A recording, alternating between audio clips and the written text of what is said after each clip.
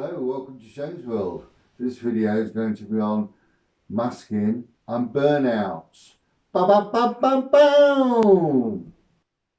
So what is masking? Masking is a tool used by people on the autistic spectrum as a coping mechanism to act as normal as possible.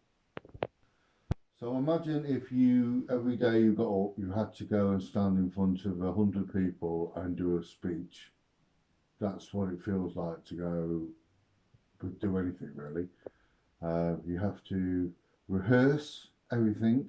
You have to have a toolbox of scenarios which you can talk about and do coping mechanisms basically, so you don't come across say you don't say things that are out of order or do things where people draw attention to yourself. It's all about coping and trying to fit in with the crowd. We have social rules, within our society have put rules in place where we all kind of follow them, which is quite hard sometimes. Like if I just decided to go woo and run around the leisure centre, people would look at me and go, "Oh, is everything all right? What's going on? What's the problem?"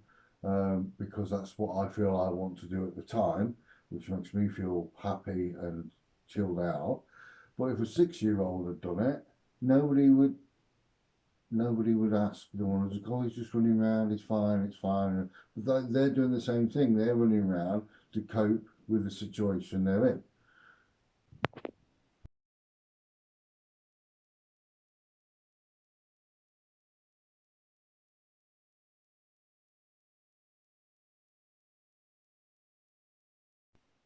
When do you need to mask? 99% of the time.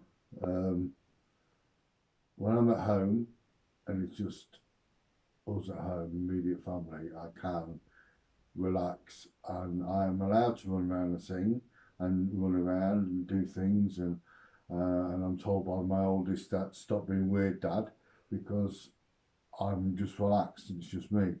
I'll just start singing or running around and doing things.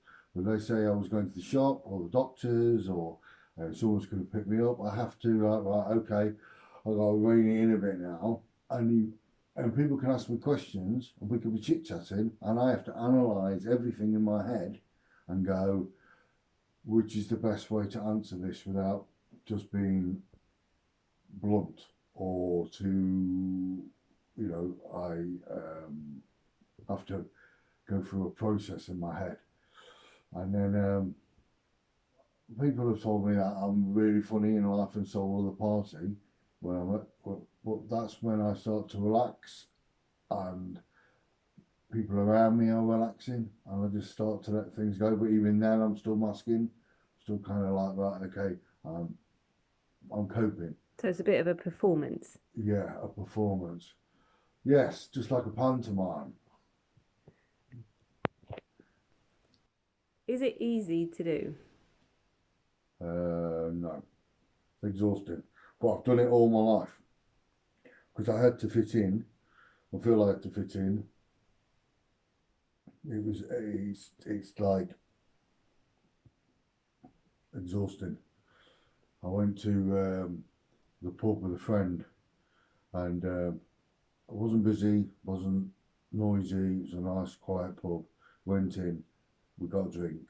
I was chatting on the way down there. And we sat down, and I just went quiet for about 20 minutes. I just went, oh, because I had to like think to myself, right, how am I going to? What do we do? Where are what we're talking about? This is all. I just wanted to get out, but I didn't. I stayed and I started to relax, and then brought me into the conversation bit by bit, and then I started to relax, and I was okay. But mostly, I do it all my life.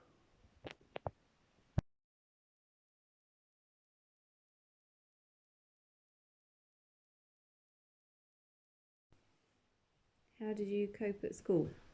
Um, Very hard. I was always labelled as a disrupted class. I was removed from the class, sat outside the headmaster's office for hours on end, and had things taken away from me which I was good at.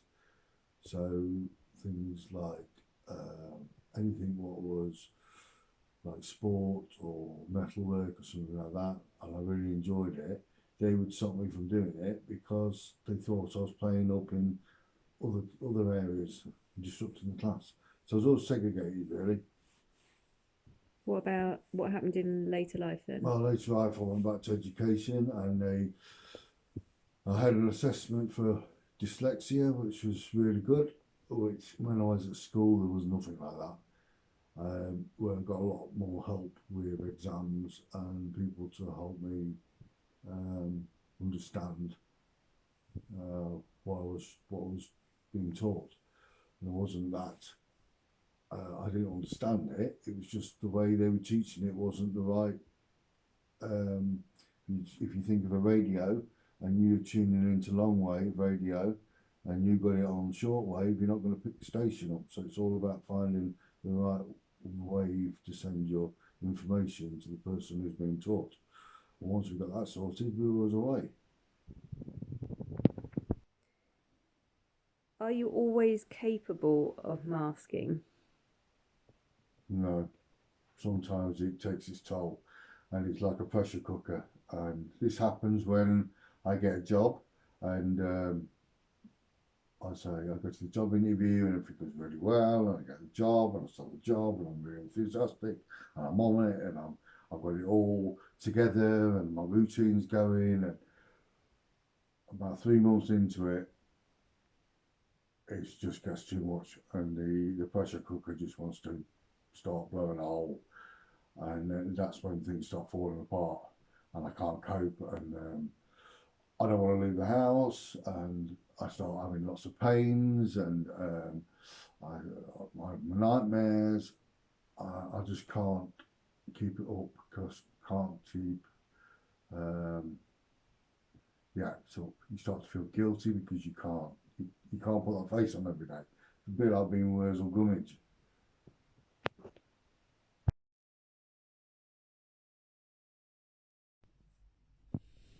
Hi people, how are we doing? I'm going to sort today. I haven't been for a couple of weeks due to medication changes, and I've added swimming to my weekly routine, which has thrown me as well because the slightest change really upsets me. But with masking, it's like preparing yourself in the morning. It's like I was looking at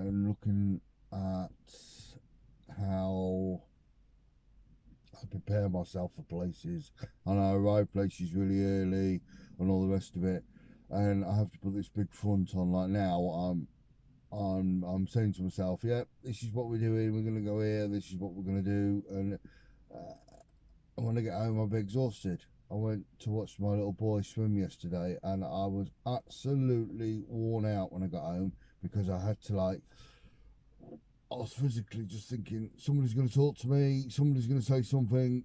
It just boils away like a volcano inside of you. A lot of people would say, we do this every day, everyone puts a mask on. And yes, we probably do. But it's individual to each person. One person who masks and has burnouts is totally different to anyone else.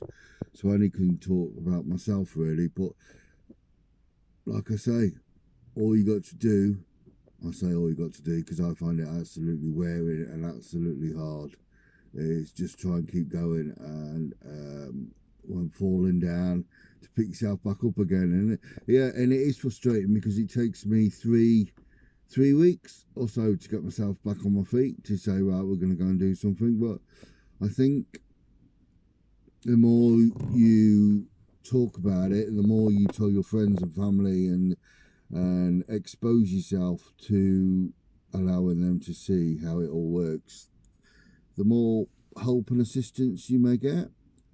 It is really hard. People don't understand. Employers don't understand. It would be nice to have some more awareness out there, because employers, I know they've got a job to run and all the rest of it, but sometimes you just need a little bit of downtime, just to get your head together before you go into proper meltdown. Because once you get into that area, you are on the point whereby you've got to shut down and rest and get yourself prepared and build up slowly again, knowing that you may have to shut down again. But we'll just take every day as it comes and little steps. That's all I can suggest. Right, I'm off to the gym now, so I shall tell you how I got on, because it has been a while since I've been to. So take care, everybody. Have a lovely day. Ta-ra.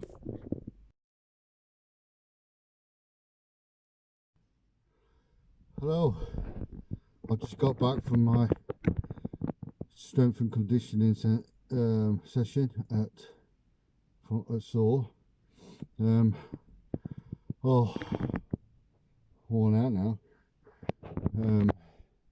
Physically, which is good, and mentally, which is always the case when you are coping with things. It was good to be back, and it's nice to have my medication changed and addressed for the activities I'm doing, because the medication I was on before lowered your heart rate, so you was counter-reactive against yourself, so it wasn't really good to be trying to make the heart rate go up when the tablets trying to keep it down, to keep you calm. So now they've addressed that. That's took a few weeks. All these things play with your mind, and it was nice to go back. There was a new coach there who I've not had before, but she was lovely, and went through, did the session, very good. I'm looking forward to returning. It was nice and quiet. There was only a couple of people there, which is always a bonus. Right, I shall leave it there. Have a lovely day, everybody. Bye for now. So anyone out there who is on the spectrum, or thinks they're on the spectrum, or has dyslexia or any other form of learning difficulties, don't let it put you off, because you can achieve these things. It might be harder for you, and you might need to find a way around, and you might need to get people to help you, but the proof is out there. Like Professor Brian Cox, Anthony Hopkins, Chris Packham, are all on the spectrum, and so they just got to dig in and keep pushing.